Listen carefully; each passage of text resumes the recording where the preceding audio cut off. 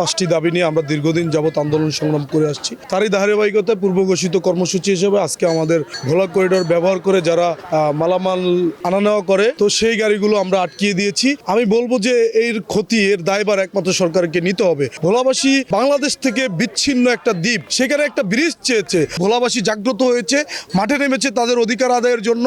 এর থেকেও কঠিন কর্মসূচি সামনে ডাক দিবে যদি আপনারা সরকার পক্ষ থেকে আমাদেরকে সেতুসহ 5 দাবি আদায়ের জন্য আপনারা কোনোভাবেই পদক্ষেপ না নেন।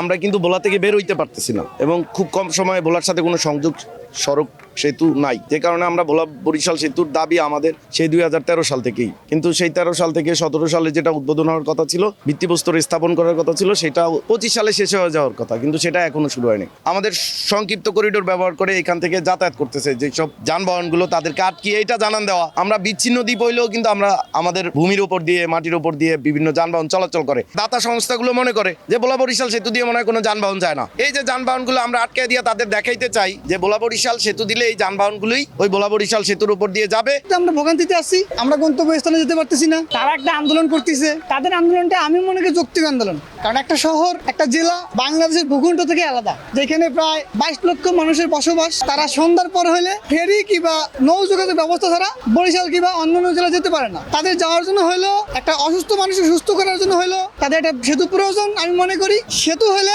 আমাদের সময় বাঁচবে, আমাদের অর্থ বাঁচবে, আমাদের সবকিছুই বাঁচবে।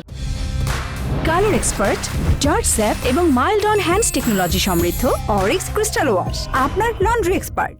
এখানে প্রায় 1 ঘন্টা হচ্ছে দাঁড়ায় আছি। আমি আসছি বরিশাল থেকে, যাব হলো মাছদি, ধান লোড হবে। তো এখানে আসার পথে ভোলার আগেই গাড়ি আন্দোলনের পক্ষে পড়ে দিয়ে গাড়ি আটকায় দেয়। এখানে সেতু হবে এই জন্যে গাড়ি আমাদের আটকে বিক্ষোভ মিছিল। আমরা খুলনা থেকে আসছি। করণগঞ্জ বাজারে আমাদের এই ভোলা সেতুর কারণে আমাদের ভোগান্তিতে আমরা আটকে আছি। এখন দেখা যাক কি হয়। এখন ব্রিজ হলে খুবই কষ্ট হচ্ছে।